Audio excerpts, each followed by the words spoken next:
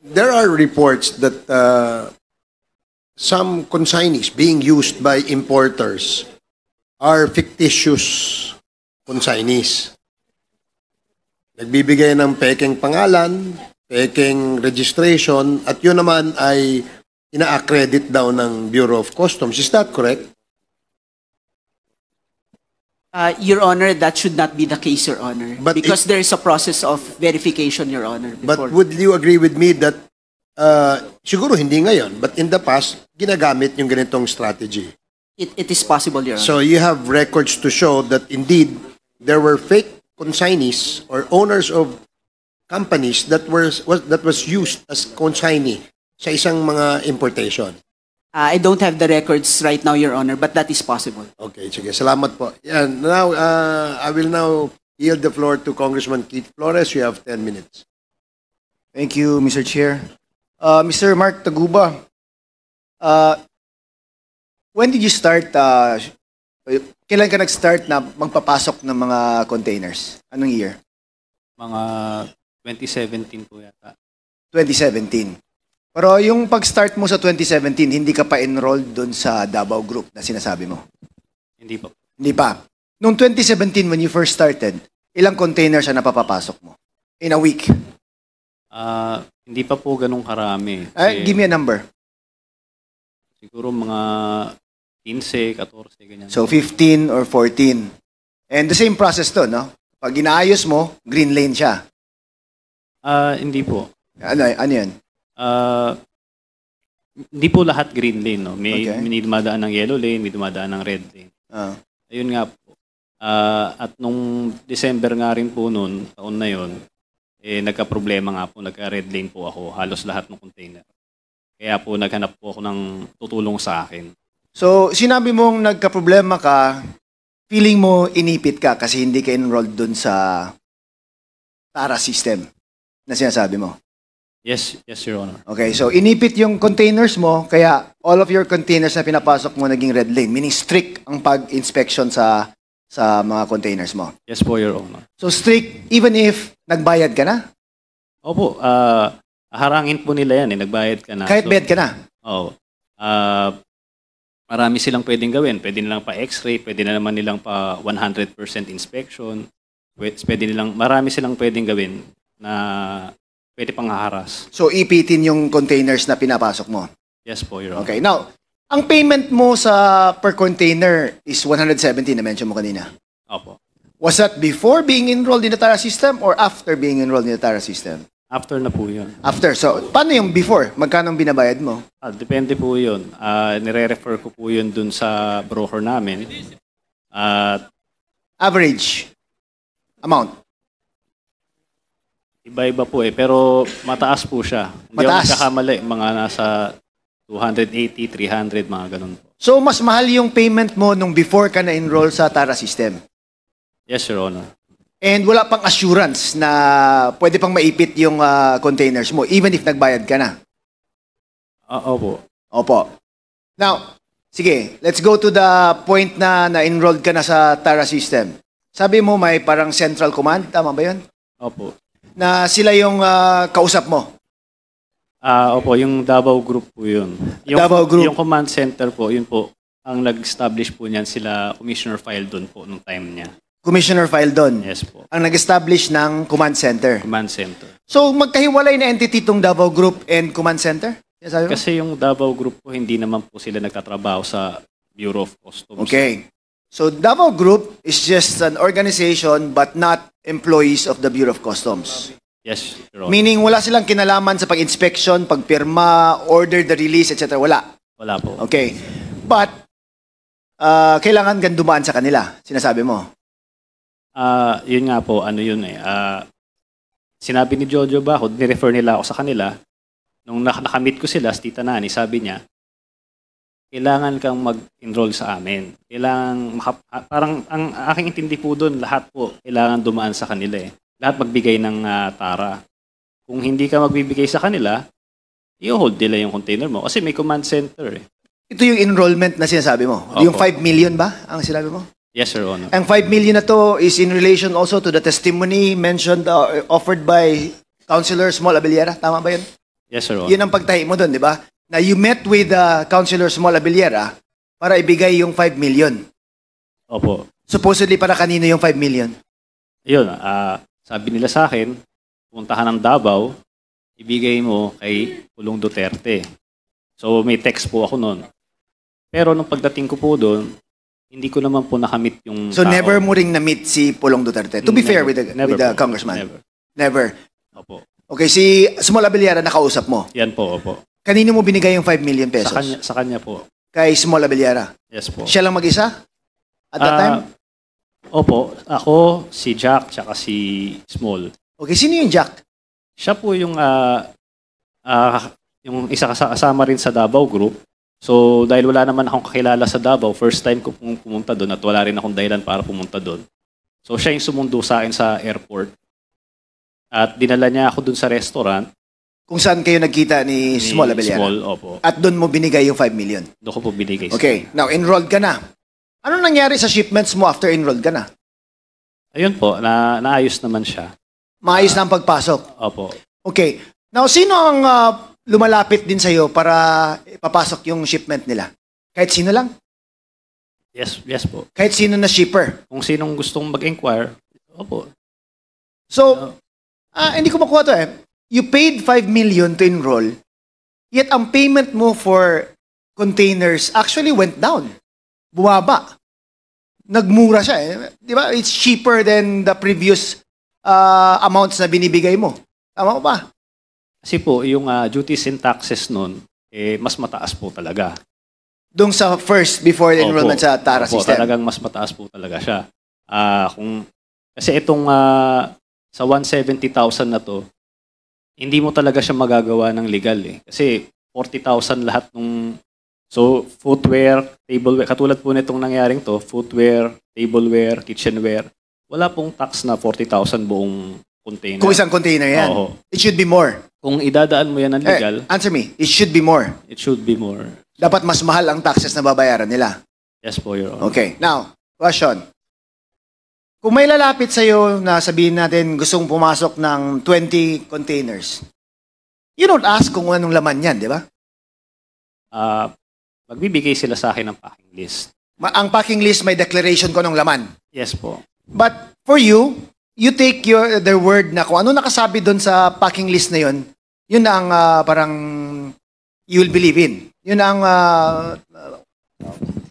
that's what you will believe in.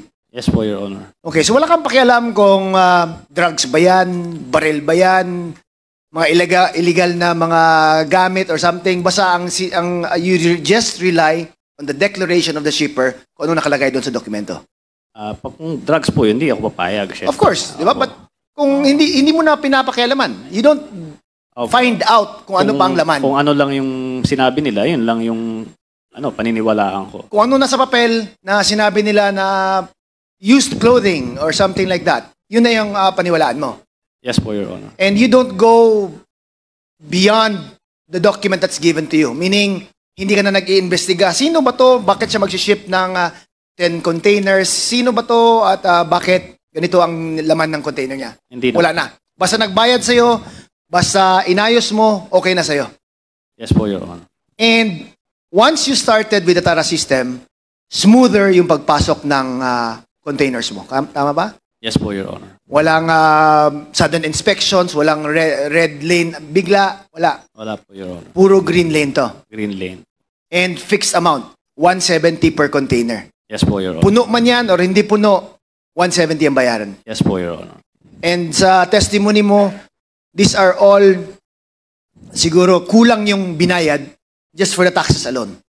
Yes po, Your Honor. Kulang. Kulang. Now, how do you make the payments to these members ng kung sino man to binibigay yung payment na 170? Yung sa TARA po, inetext po ako ni Tita Nani. So, depende po. Minsan pupunta siya sa opisina, tapat ng opisina namin. Minsan papupuntahin niya ako doon sa isang lugar. So, cash to? Opo, cash po. Always cash. Handed over to this Tita Nani. Yes po, Your Honor. And you've met this Tita Nani in person. Yes po, Your So, kilala mo, ma-identify mo yung person na to. Yes po. Okay, so, is it on a daily basis, a weekly basis, or anong basis ng pagbigay ng pera?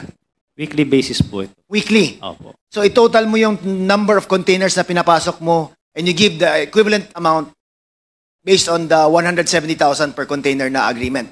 Yes po yun. And that's, anong araw yan binibigay? Tuwing Friday po ito. Fridays. So, cash, no? Cash, sabi mo. Cash po. Okay, now, to the Bureau of Customs. Sir, have you heard of these things going on prior to your assumption ba of your current position? Your Honor, prior to my assumption, I've not... Heard? Yes, Your Honor. Okay, but nga yun, you've heard of it? From the... Stories. Yes, Your Oh, Honor. but never na may nahuli kayo, may pinosecute kayo or anything like that? I am not aware, Your Honor. You I'll are have not to check. aware? Yes, sir. Di ba? Sa dami ng pinapasok nila, wala kayong na-prosecute man lang na, ano? That's 100 containers a week. I have to check our records, Your You Honor. have to check. Okay. Mr. Guban, na-mention mo rin tong Tara system before. Yes, Your Honor. Good afternoon. So, anong alam mo about the Tara system? Tama ba yung sinabi ni Mark Taguba? Your Honor, traditionally, even up to now, that is the common transaction in the Bureau. The common. Regardless of kung sino yung commissioner. Regardless, Your Honor. Really? Yes, Your Honor. So, anong year mo pa noon nalaman na may ganitong Since time kalakaran? immemorial, Your Since Honor. time immemorial. When I was there at 2017, muntik na ako, 2 beses akong itinapon because of that. Because I am against na yun ay magpatong-patong, bigas-bigas. I was then in Batangas. So, So- Mark Taguba is just one of the many who facilitates the Yes, Your pagpasok Honor. ng mga container vans. Yes, Your Honor. One of the many. Yes, Your Honor. Mga ilan sa tingin mo yung many na pinagsasabi Your mo? Honor, if there are about 10,000 per week containers, so how many brokers? The same of Mr. Taguba. So, are you telling me that 10,000 containers are enrolled in the Tara system? Di naman Not siguro. exactly, Your Honor, Ah. because there are Super Green Lane, the multinational, na they are not really Yung giving- legit na Yes, the dinideclare legit. lahat na Plus gusto the- magbayad ng tamang buwis. Yes, Your Honor. But Okay. because of so many Chinese businessmen in the Philippines, they are all transacting business the same. The same way as Mark Taguba does. Yes, Your Honor. Ilan yan sa tingin mo? That is thousands, Your Honor. Thousands of brokers? Yes, Your Honor. And weekly yan? Pasok ng container vans? Yes, Your Honor. Are you exaggerating things, Mr. Guban? Baka No, naman, Your Honor, that is based on experience. pinapasakay mo yung committing to. No, Your Honor, that is based on experience. I'm telling now, Your Honor, because I want to change now the Bureau of Customs. Help the people now because of drugs and smuggling of rice. Di ba ano yan na you're saying this after you're convicted na? No, Your Honor, Di ba even then, sinabi mo before pa or something like even that? then, Your Honor, hindi po ako pumapatong. Okay. Wait, Yung I'll container. go back to Mark Taguba. Mark Taguba, magkano kinikita mo per container? Meron po akong 10,000 sa tracking. Meron po akong 10,000 pa uling patong. Tapos container deposit. Sabihin natin mga 30,000. 30,000. That's included in the 170,000 per container? Yes po, Your Honor. Included na. Congressman Flores, if I may. Go ahead, sir. Gusto ko lang ano yan kasi para makumpleto yung Go ahead, sir. picture. Go ahead, sir. Mark, gaya nung tanong ni Congressman Flores, so roughly kumikita ka ng 20,000 per container. Yes po, Your Honor. So, halimbawa, sa isang linggo may 100 container ka, meron kang more or less 2 milyon sa isang linggo. Hindi naman po sila palaging nagbabayad agad. So, yung iba utang.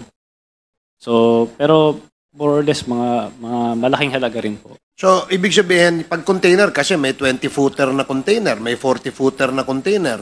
So, regardless of the size, basta yun ang tara. Opo. So, alam mo ba kung kanino napupunta yung magkano 170 per container? Yes po, Your Honor. Pwede mo bang ikwento sa amin ni Congressman Kit kung kanino napupunta yung 170 na yun? Kung alam mo lang, no? Kung ano yung breakdown ng 170 na yun? Sabi ko nga po, mahirap naman po magsalita ngayon dahil wala naman sa akin yung mga dokumento ko. Pero kung yan po, nasabi ko na to lahat noon Senate hearings, congressional hearings. Wala naman po nagbago, nandiyan pa rin naman po yun. So hanggang ngayon, Pwede niyong makuha yan kung ano, sa sige. Senate. So nasabi mo na yan noon. Nasabi ko na po noon to. Tama ba yun, Jimmy, na yung bayaran pala dyan o yung TARA system na sinasabi, per container? Yes, Your Honor. Ngayon uso na GCash. Okay, sige. Salamat. Congressman Kit, you may proceed. Continue, please. So kung you have 30,000 per container and there are 100 containers na pinapapasok mo every week, magkano ang kinikita mo? Mark, Malaki rin po. that's how much ba? I'm very poor in math eh. Ha? 3 million? 3 million a week? Yes, Your Honor. Uchaks. Oh, sorry. A week yan, ha? Your Honor, hindi lagi dahil po, yung mga Chinese po, hindi naman po talaga sila kaagad nagbabayad. O sige, if you compare yourself to the other mga yung nagpapapasok ng containers, small time ka ba, big time, or medium? Wala, small time lang po Small ako. time ka lang. So may ibang mas nagpapapasok pa ng mas malaking number of containers kesa sa'yo? Opo. Every week? Meron po, marami po. With the indulgence, Mr. Chair of Congressman Kit Flores, gusto lang in relation to what you're saying, yung 170 na binabayaran mo, Mark, yun ay talagang walang resibo yon na anuman. Walang kinukuha sa yung resibo anuman. Hindi ka binibigyan na resibo, whatever. O magkano niresibuhan doon? Sa Tara po ba ito? Sa Tara meron. Sa Tara po ba ang sinasabi ninyo? Hindi, yung 170 binabayaran mo. Meron po. Kaya nga po, sabi ko po noon pa ito sa Senate. Okay, magkano yung niresibuhan doon? Iba-iba po yan. Meron pong shipping line, meron pong customs duties. Okay, magkano yung lagay doon sa 170? Hindi ko na nga po kasi 160 ang lagay. Hindi ko na nga po kasi pero lahat po yan. Pero palagay ko, meron kang journal na tinatago sa sarili mo na nakalagay doon yung presyo ng binigay mo. Correct? Meron kang journal, meron kang sariling notebook. Ilista mo yan eh. Alangan na maibigay mo yan na wala ka man lang record sa sarili mo. Sure. Ano, meron ka nun. Tama? Wala. Wala. Ba? Sure. Anong klaseng businessman ka? Kung hindi mo nare-record yung yung Kung binibigay ilan po mo. ba yung mga... Meron po. Pala meron. I-submit mo dito yung record. Oh, di ba? Meron ka niyan. Businessman ka eh. Alam ko po kasi, yung hinahanap niyo po, na meron na po yan eh. Nabigay na nga po sa Senate dati noon. Bigay sa Senado pero wala sa amin. Ang inaano ko ganito. Binanggit mo kanina kay Congressman Flores na 170 per container ang binibigay mo. Correct? Yes po, Your Honor. Tinanong kita kung magkano niresibuhan doon. Oh, hindi mo masabi kung magkano niresibuhan doon. Hindi mo rin masabi kung magkano lagay na binibigay mo. Sapagkat yung lagay, walang resibo yun eh. Yes po. Kasi kung may resibo yun, may money trail yun. Yes po. Tama ba ako? Customs? Tama ako, di ba?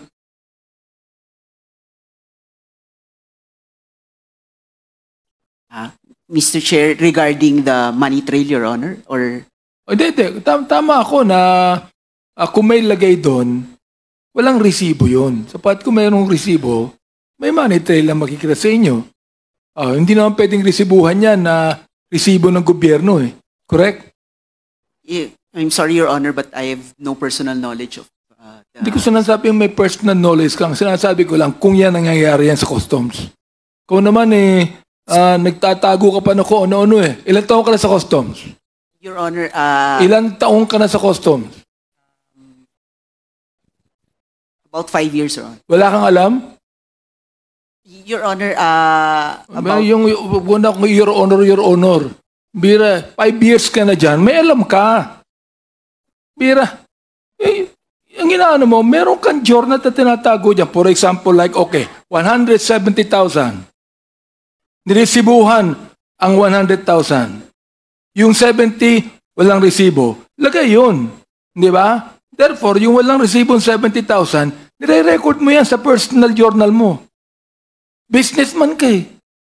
Sige po, Your Honor, kumahanap ko po. Mahanap mo yan. Mahanap mo yan. Maniniwala ako sa sinasabi mo kung bibigay mo sa amin dito yung personal na record ng mga lagay ng mga na binigay mo. Si Chair. Okay? Yes po, Mr. I-submit Chair. mo dito. Para maniwala kami sa'yo. O makikita namin ngayon yan. Eh kung yun sa drugs nga eh. Sa drugs. O, yung pinapanood ko, Congressman Flores, sa Netflix yung Narcos. Meron silang journal eh. Meron silang journal, record book na nilista o kanino binigay ito? Nakalagay doon eh. Kaya binigay. Meron kanin doon. Tama? Yes po, Mr. Yun Chair. pala eh, meron ka pala eh. Submit mo sa amin. Para makita namin kung sino tumanggap. Eh, nanguhula tayo dito. Sasabi mo, o sino yung nakatanggap niyan? O, manguhula tayo dito, hindi mo masabi. Bigay mo sa amin yung listahan. May listahan ka eh. Nilaman po, Mr. Chair. Okay, please proceed. A few more Congressman, questions, Mr. Chair. Mr. Taguba, nung you were doing this business, isang consignee lang ba ang ginagamit mo? O Hindi iba-iba? po. Iba-iba po. Pero Iba-iba. So ano naman ang share ng consignee doon? may royalty fee po siya. How much naman? 1,500 1.5 lang. Per container. per container. But hindi ba siya mga problema kung siya din ng may hawak sa container na may contraband at siya nahuli? Yan po yung arrangement eh. Hindi ko po... For a fee of 1,500, yan na risk ang iti-take niya? Kasi po, hindi naman din namin iniisip na yun nga po, may droga o kung ano pa man doon sa container. Regular shipment lang po iniisip namin. Okay, so sige, can you give me an estimate kung ilang consignees ang ginagamit mo for your business? Ang 5, 6, 3 po. 3. Opo. Okay, now, customs. Hindi nyo ba wouldn't it be easier to track it na bakit itong 3 consignees na to, ang mga containers sila, ang binabayaran taxes is ganito lang. Mababa. And they're always shipping in containers on a weekly basis. Isn't like if you just graph it, parang hindi ba nakakano yan na but si consignee A, B, and C, almost 30 per containers per week, yet the average amount of taxes that they pay per container is mababa lang, 40,000 lang or something like that. Hindi ba yan Yes, Your Honor. We have record for that. And anong ginagawa niyo? Ba't green lane pa rin yung mga consignees na yan or something? Hindi ba yan red flag dapat? Yes, Your Honor. That should be And a my red question flag. is, what are you doing about it? Your Honor, I'm You'll sorry. get back to me? No, Your Honor. It's handled by a different... the Handled risk by whom? management- Risk Management Office. Risk Management Office. So they've been knowing about this and what have they done so far over the years? Your Honor, They can answer it, not you, right? no, Your Honor. Okay. There's a parameter, Your Honor. So Alright. they adjust the parameter accordingly, Your Honor. Kasi parang sa akin, it's impossible not to figure it out na itong si consignees na to, bakit ang mura ng taxes na binabayaran nila? Di ba? Ba't palaging may containers na pumapasok, yet always cheap lang yung taxes that they're paying? Sa akin, that's red flag already. Parang we should, I think, take a look at it. After 3 weeks siguro, tingnan nga natin to on the 4th week kung ano ba talaga yung mga laman ng container sila. Bakit 40,000 lang binabayaran per container? And that's in just 3 weeks. We've been here for years and walang nangyayaring ganun. Ano bang nangyayari dyan sa customs, Attorney Buko? As I've mentioned, Your Honor, there is a group who is in charge of that, Your Honor. All right. Thank you. Thank you, Mr. Chair. Mr. Chair. Thank you, Congressman Flores. Mr. Yes, Chair. Congressman Abante. Meron po tayo itong Customs Police? Meron ba?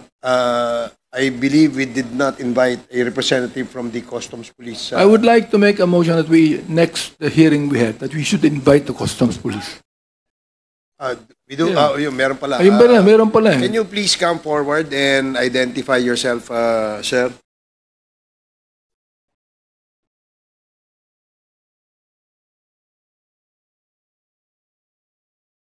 Dito na lang. Take a seat.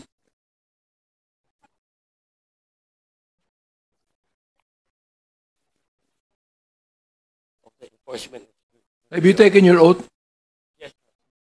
Camilo Cascolan. Yes. How are you Pwede related po ba to ako magtanong? the late General Cascolan? Ah. Okay, sige. So, Congressman Benny Just would like to ask the question, ano ang tungkulin nyo dito sa pinag-uusapan natin? So the function of the the ESS actually is to prevent smuggling. Prevent what? Prevent smuggling. Smuggling. Prevent corruption, correct? Yeah, as a consequence, Your Honor, Prevent yung lagay, correct? Again, Your Honor. Prevent yung lagay. Corruption yun eh. Yes, Your Honor. Ilan taon ka na sa customs? Sir, I'm 38 years in the service, Your Honor. In customs? Yes, sir. 38 in customs. Yes. So alam mo lahat ang nangyayari dyan. If you do not answer us right, I am going to file a resolution to investigate the Bureau of Customs. Right? I will try my best to answer all your questions, Your Honor. Mr. Chair, go ahead. Okay, sige. Thank you, Congressman Abante. The next member to interpolate is Congressman Zia Alonto Adjong. You have 10 minutes. Thank you, Mr. Chair. Mr. Taguba, I'd like to address my questions to Mr. Taguba. Would you mind if I address you, Mark, instead? Oh, yes po, Your Honor. Kasi binabasa ko yung judicial affidavit. You're 33 years old, right? Yes po, Your Honor. Balikan ko lang yung mga katanungan ng mga kasamahan ko kanina para matahin natin kung the reason why you're here. Precisely because of your involvement sa kaso na kinaso sa inyo. I believe you've been convicted, no? Na reclusion. Ano yung kaso is the punishment is life imprisonment, tama ba? Yes po, Your Honor. Okay, so tatahin lang po natin kasi gusto ko lang po, Mr. Chair, apart from discussing the system within customs, I would also like to zero in the case that you've been facing or you have faced a couple of years ago. Tinanong ka ni Congressman Flores, what year did you enter your business sa tracking? Tama ba tracking business nyo? Yes po. Ang sinabi nyo is 2017? Yes po. 2017. So, when did the case filed before the courts? 2018 po. So, isang taon ka lang nasa tracking business bago ka nakasuhan. I-check ko po dun sa... Yeah, kasi wala parang, po kasi sa akin dito yung affidavit ko. I believe, Mr. Chair, yung sa kaso, yung when the Senate started investigating the case, and even sa House of Representatives, anong taon yun? Natatandaan mo ba? 2018 po. 2018, di ba? 2018 po. Tama? Okay. Opo. Gusto ko lang maintindihan yung relationship between the tracking business, your logistics, and that of the consignee. Kasi yun ang gusto kong maintindihan. Mukhang nandoon yung negosyo, no? Yung involvement mo doon, di ba? Na-mention mo, yung consignee EMT, tama ho ba? Yes po, Your Honor. Okay. Yung pagpunta mo doon or pag-reach out mo doon sa EMT, ito ba ay in-advise sa'yo or kailangan mong gawin? Ito po kasi, hindi ko na maalala masyado yung circumstansya nito. Pero yung ano po ata niya to eh. Basta kamag-anak po nung may-ari nung EMT, ang lumapit po sa akin na yun nga, ito yung meron siyang consignee na pwede niyang ipagamit. Hindi ako nagkakamali, si Dio po yun, pangalan niya. Tapos, ayun nga, kinuha ko yung ginamit ko yung consignee niya, EMT. Sinabi niya, royalty fee, 1,500. In peso ba ito? In dollars? In peso po. In peso, okay. So, what prompted you to reach out? Kasi kailangan ba ng tracking business na may partner ng consignee? Tama ba? Hindi po. Kasi nga po, magsisimula po yan, may nag-i-inquire sa akin na, kunwari, ito po si Hong Fei. Dahil si Hong Fei po, hindi naman siya accredited dito sa Pilipinas. Oo. So, kailangan niya ng consignee na magagamit para makapagparating siya ng mga shipment niya. So, kailangan ng consignee. So, doon dadating yung consignee for hire na si EMT. Gagamitin siya doon sa papel. Pero wala siyang kinalaman doon sa shipment talaga. Hindi siya may-ari. Okay. So, ibig sabihin, dinideclare lang yung consignee na siya yung may-ari ng shipment na yon, pero actually, hindi talaga siya. Yun ang question kanina ni Congressman Jinky Luiso. Tama ba? Yes po, Your Okay, Honor. tama. So, meron kasi doon sa judicial affidavit mo, gusto ko lang i-quote ha.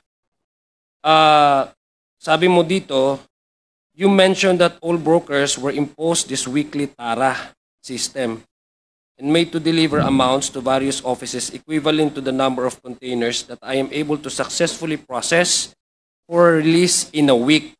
So may mention ka dito brokers, no? Ito yung brokers, ano naman ang participation niya dito in all schemes of this transaction? Siya po yung magla-lodge, siya po yung magsasign, accredited broker po siya. So siya yung pinakakailangan para mag-sign ng document, para makapagparating dito ng mga container. Para sa ating mga kababayan, yung mga bago lang ha, ikaw tracking business ka, hindi ho ba? Yes po. Naghahanap ka ng consignee, no? Yes po. Where exactly the brokers play? In the middle or after you have already you have already consumed your transaction with the consignee? Sa middle po ata siya. Kasi pag nag-inquire sa akin, itatanong ko sa kanya, kasi siya yung customs broker. Siya yung nakakaalam So siya yung, kumbaga, sa makatweet, siya yung nag-arrange na doon sa loob. Ang pinakatrabaho ko lang talaga is, ayun nga, tracking, papatong ko rin yung sa akin, yung all-in. Pero siya talaga yung more on sa Bureau of Customs po. Okay. May sinabi ka kasi dito, may ginamit ka dito sa, yung kinote ko sa affidavit, judicial affidavit mo. Sabi mo, ini-impose ito weekly yung TARA system. Balikan ko lang yung TARA system and explain ko sa iyo. Paano to ini-impose? Sino ba yung nag-i-impose sa inyo ng mga halimbawa, sa negosyo mo, sa tracking business ka, ano itong imposition na sinasabi mo? Like, kailangan mong bang gawin? Sino yung nag-i-impose sa iyo? Gusto ko lang maintindihan, sino-sino ba ito? At mukhang, kasi pag ini-impose ito, mukhang may nakikinabang, hindi ba? Yes. So, alam mo, paano yung sistema na ganun? Sino nag-i-impose sa inyo ng ganun? Ayun nga po, kasi nga, magsisimula yan, syempre, pangaharas nila. I-hold nila yung mga parating nyo. So, doon mo sila makikilala. So, ayun, aaregluhin mo yung iyong container. So, sa aking experience, ito po, si Jojo Bacod po yung nag-ayos nung problema namin. I-refer niya po ako sa Davao Group. So, yun po yung TARA system nung panahon na yon. Kasi sila lang ang may control nung mga alert command center po eh. So ang nag-impose nitong TARA system ay yung grupo nila, sino yun? Yung na-mention mo, Jojo Bacod? Yes po, yung Davao Group po. Yung Davao Group, yes po. Ang nag-impose nitong TARA system. Yes po. Okay, so balikan ko lang yung explanation mo kanina kay Congressman Flores ha. The reason why you've reached out, sila bang nag-reach out sa'yo? Ikaw ang nag-reach out sa Davao Group? Ako nag-reach out kay Jojo Bacod. Mm-hmm. So, yun po. Mga December po yun eh. Puro hold po lahat ng mga container ko. So, dahil nga may connection, hindi ko pa alam yung connection niya sa Davao Group, naayos niya yung mga container ko noon. Pero eventually, pinakilala rin niya ako kila Tita Nani sa Davao Group. Yun nga, nagpakilala sila na kailangan mo magbigay sa kanila, kundi ma-hold yung mga container mo. So, ibig sabihin, that's a different transaction. Kumbaga, that's your entry to knowing si Jojo Bacod at saka Davao Group. Tama ba? Yung ginawa kasi yung experience mo, base doon sa sinagot mo kay Congressman Flores, nagkaroon ng harassment. Ang harassment meaning, yung mga in-expect mo ng mga shipment mo, hindi dumating or ginawang, pag may pinagstriktuhan.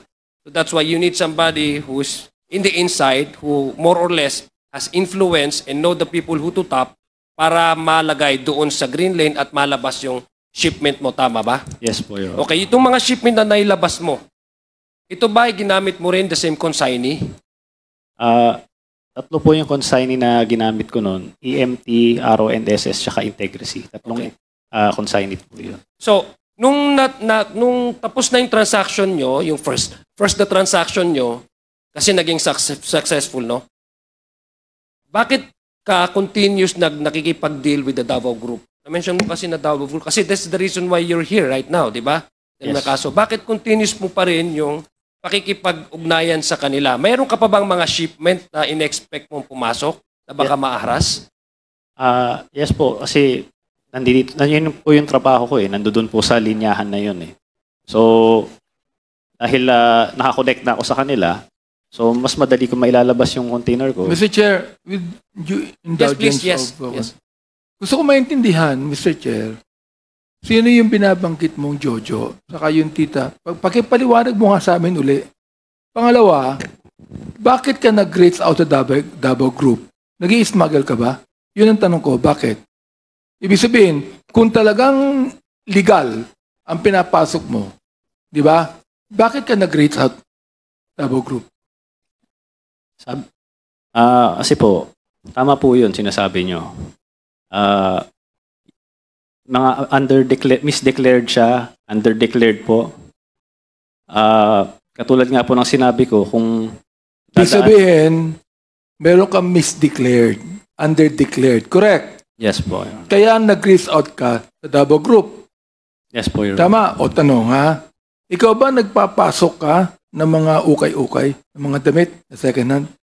Opo. Papasok ka, di ba? O, Major Kaskolan, bawal yan. Yes, sir. Bawal yan, di ba? Yes, Your Honor. Pero nakakapasok. Yes, Your Honor. Anong ginagawa nyo? Anong ginagawa nyo? Actually, Your Honor, we apprehend these shipments, but there are so many ways, Your Honor, of hiding this. Ang daming, Yes, Your ang Honor. daming ukay-ukay dito sa Metro Manila. Bawal ipasok yan. Merong, Very true, Your Honor. sandali lang. Merong directive ang WHO sapagkat health hazard yan. Very true, Your Honor. Ngayon, And ano itong tanong ko ha? Bakit nakakapasok sa customs yan? Sir. Pagkatapos mo sagutin yan, Yes, sir. I want the attorney from customs to answer me on that. Sir, actually, the okay that's coming in. Okay lang ang puso ko. Yes, sir. Comes Malakas ang puso ko. Yes, sir. Sir, it comes from many ports. It's not only the ports in Manila, but also ports in Mindanao and the Visayas. Salamat. Salamat. You've been honest with me. Ang tanong ko ganito, within the audience of Congressman Sia, bakit nakakapasok yung ganong illegal? Bakit? Bakit hindi nyo nakikita? Bakit nakatakip ang mga mata ng customs official? First of all, Your Honor, okay can be declared as bed sheets, used bed sheets, used shoes. What is prohibited, Your Honor, is used clothing. Major So it- Kaskolan, and- that can be declared, but you know for a fact that they are not new. Yes, Your Honor. But If you most- go to every store that has ukay-ukay, you know for a fact that there are no bed sheets there. There is nothing new. What Yes. I'm saying right now is this. Ito ha. O, binanggit na ni Mark Taguban. Umamin na siya. Umamin na siya kasi tinanong kanina ni sino yun? Na kung ano ang laman ng container eh. Di ba? Sinabi mo kanina, Mark, na ito ay mga, ano sabi mo kanina? Mga general merchandise. General merchandise. Ngayon, inamin mo na nagpapasok ka ng mga ukay-ukay. Correct? Yes po. Okay. Ilang container ang pinapasok mo ukay-ukay? Yun po, hindi ko po alam kung pwede nilang ipasok yan kahit saang container doon. Right. Sinong nagbubukas ng container? Sa Bureau of Meron niyang customs police, correct? Yes po. Merong official ng customs yan, correct? Yes po. Ayan. Nakikita yan. Binubuksan yan. Di ba? Pero Oo. yung Kaya ka nag-reach out sa Davao Group sapagkat alam mo na pag binuksan yan, ipagbabawal niya ilabas. Correct? yes po. Oh, nag-reach out ka sa Davao Group para hindi na buksan ang mga container na yan. O kung buksan man yan, pikit ang mga mata na nagbukas. Tama ako? Yes po, Your Honor. Yun. Go ahead, Congressman Sia. Thank you, Mr. Chair. May tubig po dyan, Manong Benny. May tubig po dyan. Okay. Yes, balikan ko lang yung tanong ko kanina kasi gusto ko lang maka-compartmentalize yung issue. Ibig sabihin, meron ng transaction dito with the Davao Group and dito yung hindi ito connected. Congressman Sia, gusto nyo ng chocolate? Ito, meron akong patchy, oh. Hindi smuggle to, ha? Gusto ko lang para maintindihan po natin, Mr. Chair, yung reason kung bakit nag-reach out ka sa Davao. Kasi sa nakikita ko, dalawa kasing sitwasyon itong nangyayari, di ba? Na-establish mo kanina yung reason kung bakit nag-reach out ka. So mayroon ka ng, hindi lang sa hindi ka mahaharas, meron ka pa ring protection, di ba? Kasi na-enrolled ka na doon sa Davao Group, no? Pero hindi siya connected doon sa rason kung bakit ka kulay orange ngayon. Doon ako interesado ko doon sa the reason why you were put behind bars. Kasi ang sinabi mo ay parang hindi ka maharas. At the same time, maybe, inclusive of that arrangement, is for your protection in the, in your business, the protection of your business and customs. Tama ho ba? Yes po, Your Okay, Honor. now, yung reason kung bakit ho kayo nandito dito sa Quadcom na ito, dahil yung connection mo with the case that you've already been convicted of the crime, no? Sinabi nyo. Sinong nag-approach sa'yo in this particular transaction? Kayo ba ang pumunta sa Davao Group na may shipment? Kasi nung una kang tinanong ni Kong Jinky, naawa nga, karamihan naawa sa'yo. Kasi ang sabi mo, akala sa'yo ng tao, ikaw yung smuggler ng drugs. Ang pagkakaintindi ko is hindi ikaw. Sabi mo, hindi ako drug lord. Ibig sabihin, hindi ako nagsismuggle. Ibig sabihin, yung pumasok na shipment ay hindi sa'yo. Tama ba? Yes po, Your Honor. Okay. Ngayon, yung shipment na ito containing this shabu, paano ka napunta dito? Ikaw bang nag-approach sa kanila o sila ang nag-approach sa'yo? Actually, simulan ko muna po, Your Honor, kung okay Kasi lang. Davao Group din, the same group. Tama ba? Davao Group yung na-mention mo. You've mentioned the name of Manscarpio and Congressman Pulong. Sila po yung Okay, so nag-mention. what did yung mismong itong arrangement na ito, transaction na to. Kasi ang dami namang nasa tracking business, 'di ba? Marami kayo sa tracking business, 'di ba? Opo. Okay. Maraming ding mga consignees, I'm sure. Sabi nga, ang sagot mo nga kay Congressman Flores is, maraming consignee dyan, di ba? Tama ba? Opo. Oh. So, what made you so special na parang ikaw yung napunta dito? Hindi lang special, namalas kung bakit ikaw. Paano? Dahil ba masyado kang kalapit nila or ikaw ang nag-approach sa kanila for this particular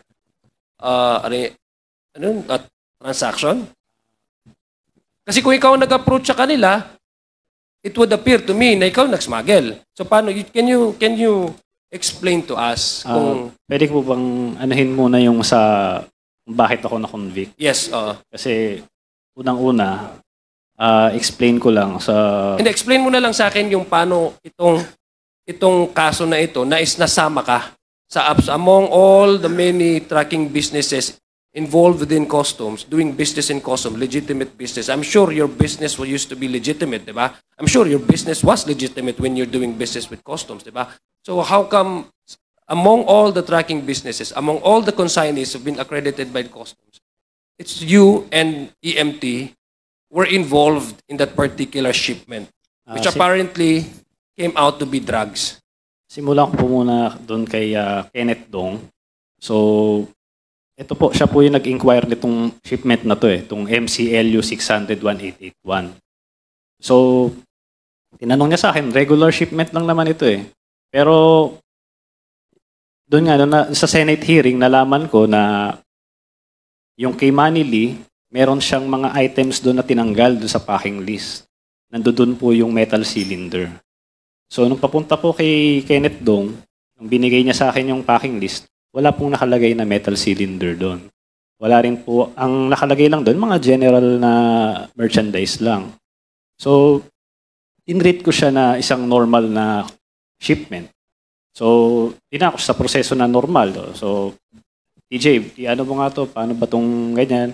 So, i-refer ko siya sa broker ko sa normal na proseso. Wala po talaga kaming alam kung may shabu yan o ano. Wala po talaga kaming kinalaman. So, sabi ko nga, May 15 pa lang, nagsasubmit na ng manifest yung barko. 24 hours bago siya mag-arrive sa port, KBOC.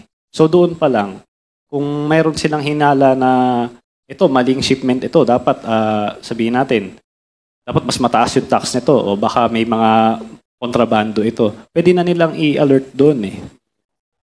So green lane ito, pero hindi pa namin nailabas agad kasi hindi siya rush eh. Hindi naman sinasabi sa akin ni Kenneth na, ilabas mo na yung... Si Kenneth, anong ano ni Kenneth? Customs broker ba siya? Hindi, client ko po siya. I'm sorry? Client mo. Opo, Okay. siya po yung nag-inquire sa shipment na to. Congressman Sia. Mark, ikaw ba nag-i-smuggle ka rin ng bigas? Hindi po. Hindi. Hindi po. Ano lang, ukay-ukay lang, saka ano pang ini-smuggle mo? Drugs. Para maintindihan niyo po, pagka sinabi mong general merchandise, smuggle na yon. Ayun, oo. So, ibig sabihin, pag general merchandise, smuggle na yan. Opo. Ano nakalagay dyan? General merchandise. Kasi po, para malaman niyo po yung proseso nito, ang isang container po, marami pong may-ari niyan. So, isipin niyo po yung trabaho ng FedEx, kunwari. So, itong si Hongfei, siya yung exporter sa China. Itong si Hongfei dito sa Valenzuela, kung saan nahuli yung drugs, siya yung importer. Si EMT, talagang wala siyang kinalaman dito sa transaction na ito. Talagang royalty fee lang siya. So, lahat ng mga Chinese na gustong magparating ng mga mga products nila, ikino-consolidate yan sa isang container. Yan po ay smuggled na yan. Kasi hindi naman dinedeclare lahat eh. Kung i-declare mo yan lahat, napakahabang listahan po niyan.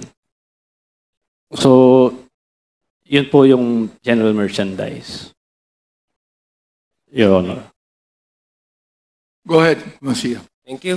So, you were saying about Kenneth Dong. So, you were kliyente mo siya. So, is it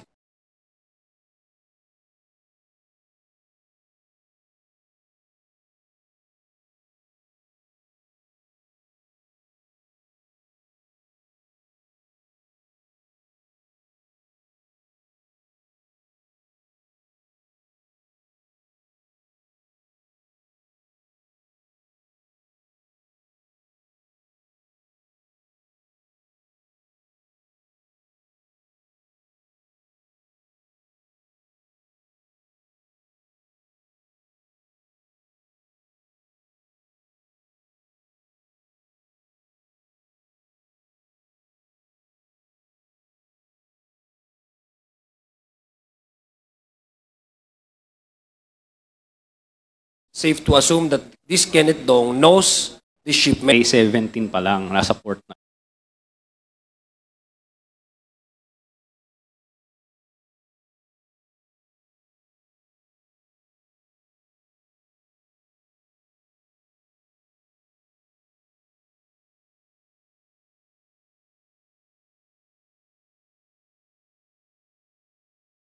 Siya.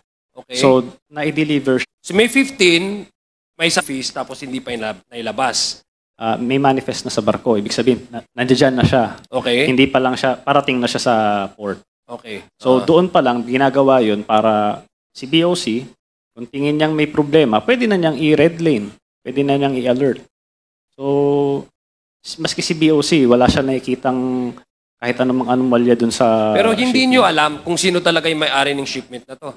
Hindi po. Hindi nyo alam. Hindi po. So, ikaw ang naghanap ng consignee, tama ba? Yun ba yung pagkaintindi ko? Opo. So, nag-inquire siya sa akin. Siyempre, tatanungin din niya dahil nga po si Hongfei, hindi naman po siya accredited dito. Okay. Kailangan niya ng consignee for hire. So, yung pay, yan ang tunay na may-ari? Opo. Yung shipment na Based yun? dun sa, opo, kasi para malaman nyo rin po, yung proseso dun naman sa China, pagka mag-e-export siya kasi naglo-load ng mga gamit eh. So pupunta siya sa container depot ng shipping lines, siya mag-aasikaso nun, dadali niya sa warehouse, siya yung maglo-load, siya yung mag-i-stuff ng mga gamit. Now, I'll ask you, kasi yung very important sa akin, Mr. Chair, yung timeline eh. Kasi I think the reason why you approach the Davao Group, it's because for you, 1 week is too long for a green lane shipment. Tama ba? Yes po. Okay. So, nung within 1 week, ito yung rason kung bakit mo in-approach ang Davao Group. Tama ba? Para malabas ba? Gusto ko lang namin maintindihan. Hindi po, itong particular na shipment na ito, kaya naman siya nailabas ng, dahil hindi po siya rush eh.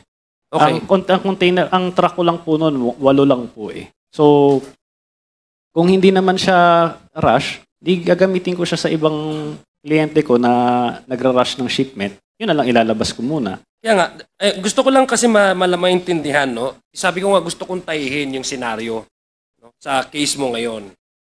Ang sinabi mo, kaya nga, given na yon, nag-enroll ka, etc., nag-ano ka, di ba? And then later on, you did not know that the shipment kasi nakapasok ka na sa kanila eh. That's the first scenario that happened. And the transaction there was successful according to you, no? So here we are now. Diba? So, pumunta ka seeking the assistance of this same group for this shipment to be released. Tama ba? Opo, lahat po ng shipment. Lahat ng shipment. In the particular shipment, itong may laman na shabu. Opo. Tama ba? Pero yun nga po, sinasabi ko po, hindi ko po alam yung tungkol dyan sa shabu na yan. So, ang alam ko lang po is general merchandise yan. So, Okay. pag nung 24 na i-deliver namin, nagkaroon ng raid sa Valenzuela, 26. Kung pa lang po nalaman na meron palang metal cylinder. Okay. So, I'll go to Mr. Jimmy Guban. Mr. Jimmy Guban, is this the same shipment na sinasabi na pag-aari nung Davao Group o pag-aari ni... Hindi. Tama ba? Your Honor, sila ho ang nagpoprotekta. Okay. So, Your Honor, kasi dadagdagan ko lang yung kay Mr. Mark Taguba. Yes, please. Sa port of origin po, doon sa port of loading, may mga consolidator. Well, I will tell you frankly, that is the job of Michael Yang. He Okay, is Michael one among Yang. the biggest consolidator sa China. Wait lang. The same Michael Yang that was shown in the matrix of PIDEA. Yes, Your Honor. Okay. If I may, Yes, Congressman please. Adjom. Yes, no? please. Jimmy, kasi medyo seryoso yung aligasyon na yan. No? Yes, sir.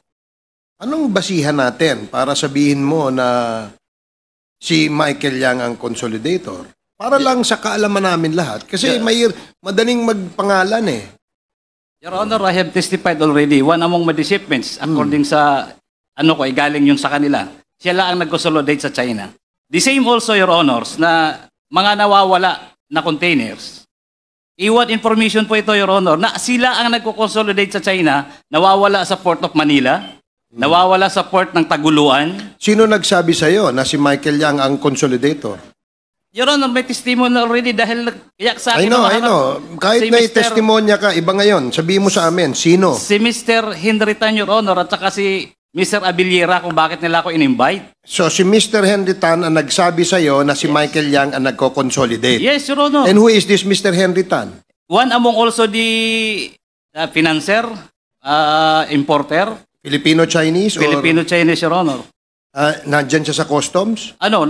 Negosyante yun, Your Honor. Negosyante. Anong Oo. negosyo niya? The same din, Your Honor. Nagpaparating din ng mga kargamento before.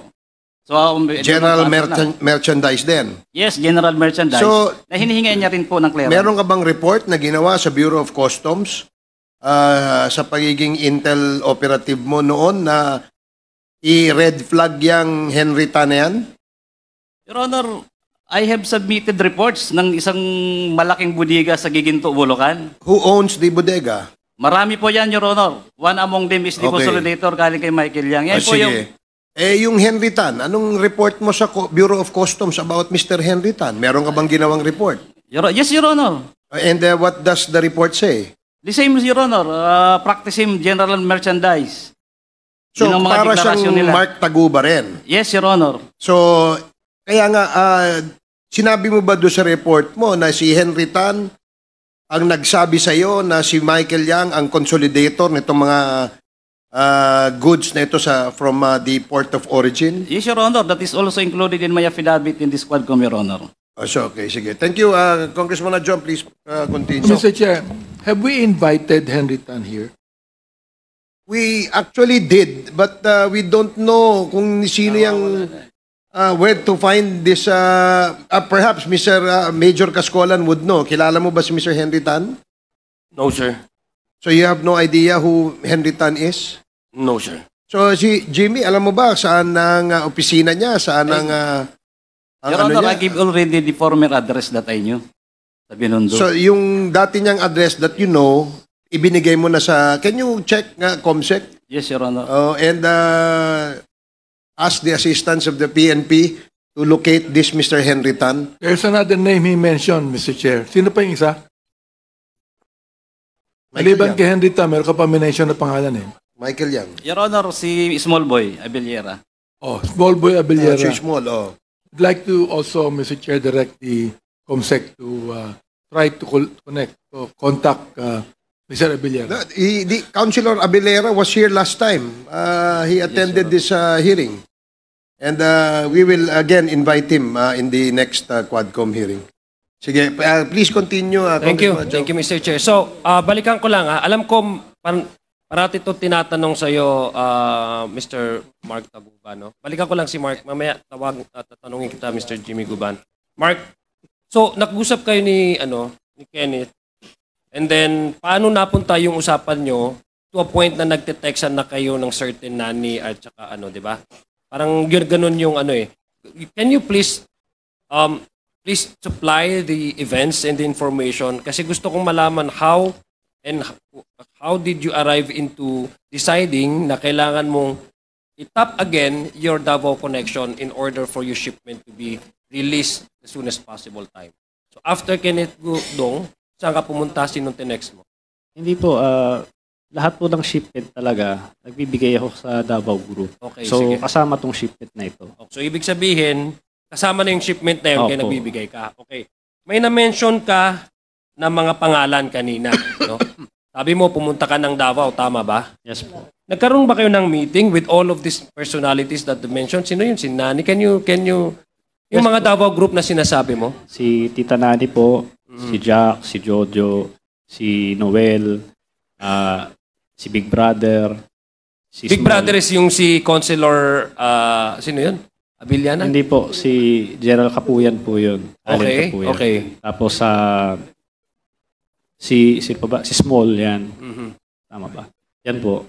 So ito yung, so sasabi mo ba na para silang lobby, kumbaga, kung sa politika sa states, may tinatawag na special interest groups, no? Na na tumutulong sila sa isang bagay para makuha kung ano yung gustong makuha ng kliyente nila. So parang ganun sila, parang pressure group sila para mas mapadali yung transaction mo. And in this case, yung mga releases ng shipments mo, tama? Yes po. Okay. So saan kayo nag-meeting? Nag-meeting ba kayo? Sinabi mo, nag-meeting kayo sa Davao. You were sent to Davao. Did you go to Davao on your own? Or was it part of the arrangement? Ayun po. Pinapunta po ako sa Davao. Okay. So, yun nga po, wala naman akong kilala sa Davao. Si Jack po yung nag-ano sa amin noon. Sa instruction din ni Tita Nani. Dinala naman ako ni Jack sa isang restaurant. Hindi ko na po maalala kung saan kami nag-meet. Yun po, nakamit ko po si Small. Ayan. Nag-usap kami tatlo. Sinabihan nila ako, yan, Mark, ito, barkada ito. Yan si Small, yan ang number 1 counselor dito, ganyan. Tapos sinabihan naman ako ni Small noon na kung papasok ka sa amin, kailangan regular kang mag-remit. Huwag kang papalya. So iba pa yung binibigay, okay. So iba pa yung binibigay mo na 170? Akala ko ba yun ng enrollment na? Iba pa ito? Hindi po, Itong 5 yung million. enrollment po, yung 5 million po yun. O ito nga yung sinasabi mong nag-enroll ka. Opo. Okay, sige. Please, Tapos meron yung kada weekly. So yung enrollment lang yun para makapasok ka sa kanila. Tapos kada container na i-release mo, magbabayad ka sa kanila, 10,000 po yun. Mhm. So binigay mo itong 5 million na enrollment fee. Sabi Opo. mo binigay mo kay Councilor, tama ba yun? Small? Tama, no? Yes po Mr. yun. Chair, Yes, please. nabanggit mo nung last hearing natin, nung tinanong namin si Small, itinanggi niya eh. Itinanggi yung 5 million, itinangging nakausap kanya. Itinanggi niya yun eh. Okay. So paano mo ipapaliwanag yun? Your Honor, pagkakaalala ko po, hindi po niya tinanggi na nagkausap kami. Ang itinanggi lang niya Yung is 5 million. yung 5 million. So, syempre, ano niya yun istorya niya yun. Isa storya ko. So, i-deny niya talaga yun. Pero, ang tanging pweba ko lang, sabi ko nga, kung ang hinahanap niyo po is, nagbigay ba ako parang resibo ba? Na tinanggap niya yung 5 million, parang gano'n. Tingin ko wala naman pong gagawa ng gano'n eh. So, ang tanging pweba Pero ko lang, meron ka record nun, sarili mo. Wala resibo yan.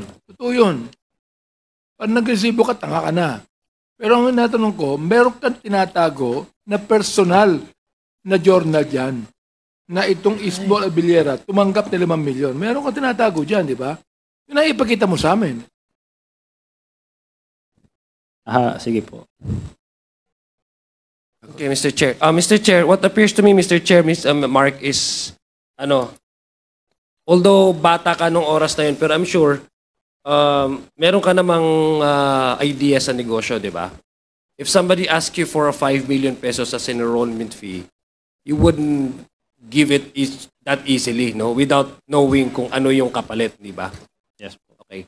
So what made you decide na itong 5 million ko ay guaranteed na yung protection at saka yung yung mga request ko ay may bibigay sa akin o makukuha ko? What makes you what made you feel safe that that's an investment eh. Kung akong tatanungin mo, I'm not a businessman, but that's an investment on your part. You've given 5 million enrollment fee. In exchange is protection and for all of your shipments to be released as quickly as possible. Hindi ho tama ho ba yun? So, what made you decide to go to Davao despite the fact na ilang beses kayo nag-meet ni Nani at saka ano? Balikan ko lang po dun sa... Okay. So kikiti na Nani pala, okay. Weekly po talaga, nagre-remit ako sa kanya. So sabi ko po... Saka nagre-remit ka eh? Minsan po, sa kanya mismo. Sinong kanya? Kay Tita Nani po. Okay. So minsan po tatawagan niya ako, nandito ako sa baba, sa tapat na lang opisina ko yon. O minsan naman, pupuntahin niya ako sa isang lugar, doon kami mag-meet. So, weekly po yun, kada container po na napaparating ko. Doon naman po sa yung naging insurance ko po. Ang totoo po niyan, tama po kayo, parang sugal po yun. Pero ang naging basihan ko na lang po si Jojo Bacud kasi taga sa amin po siya eh. Kilala ko po siya noon pa. So, si Jojo Bacud, kasama ba sa Dovo Group? Well, I assume kasi siya yung nag-ano sa kanila eh. Nag-refer sa kanila eh. Okay. So, Mr. Chair, I'd like to make a motion that we invite Tita Nani and Jojo in the hearing. With the indulgence please, of sure. Congressman Adyong. Yes, what is the motion? That we invite a certain Tita Nani and Jojo in the next hearing. There is a motion to invite a certain Tita Nani and a certain Jojo in the next scheduled Quadcom hearing. Duly seconded. Are there any objections? Hearing none, the motion is approved. So, Comsec, please invite the two personalities mentioned. Sir Chair. Please proceed. Yes, please help me understand, Mark. Gusto ko lang talagang yung the whole transaction that happened. I want to know, earlier, you responded na you've been paying 170,000 to Tita Nani, di ba? Hindi po. I'm sorry, to the customs, yung Tara system. That's it.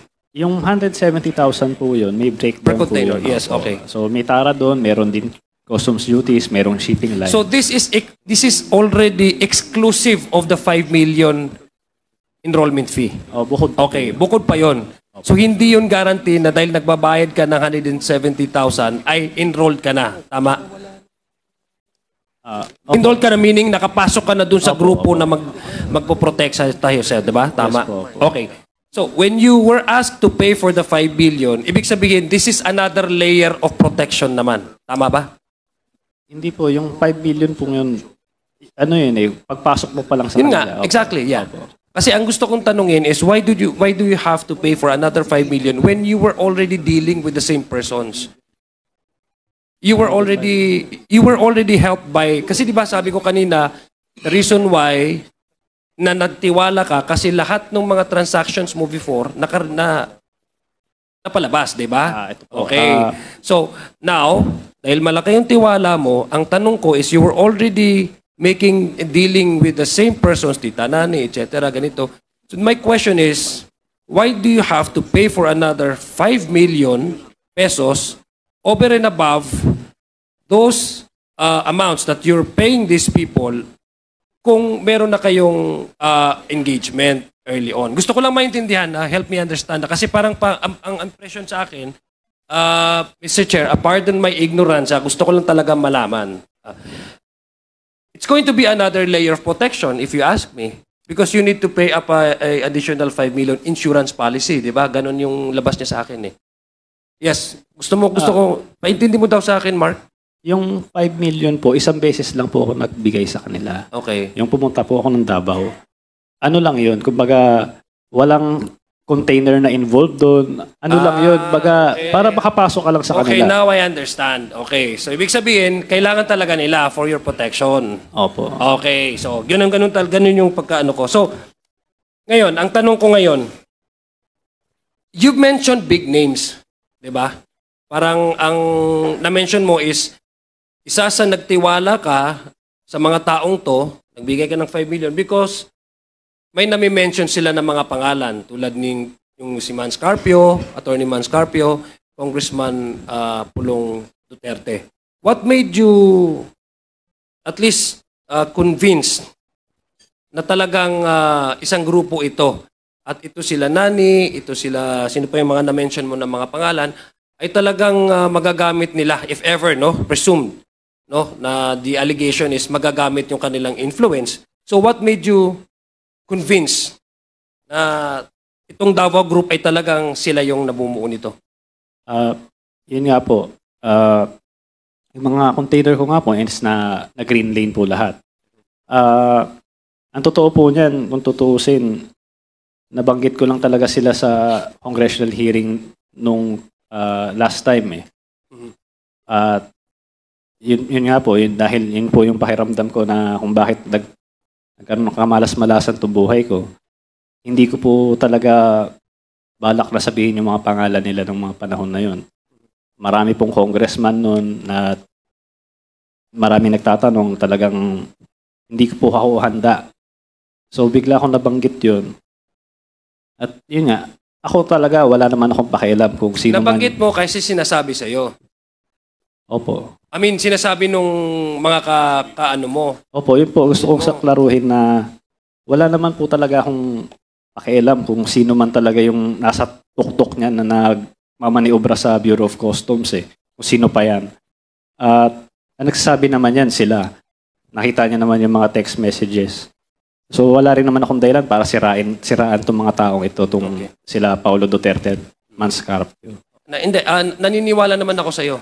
Kasi ako naniniwala ako sa'yo na ang gusto mo lang, punto de vista mo is mapaganda yung negosyo mo. And I believe you on that. Ganito lang, gusto ko lang tanungin, may na-mention ka na Chinese name na from the place of origin nung itong shipment na to. Ano yung consignee kasi hindi siya accredited dito? Yun po yung Hongfei. Yun po yung Hongfei export, import. Ako ba?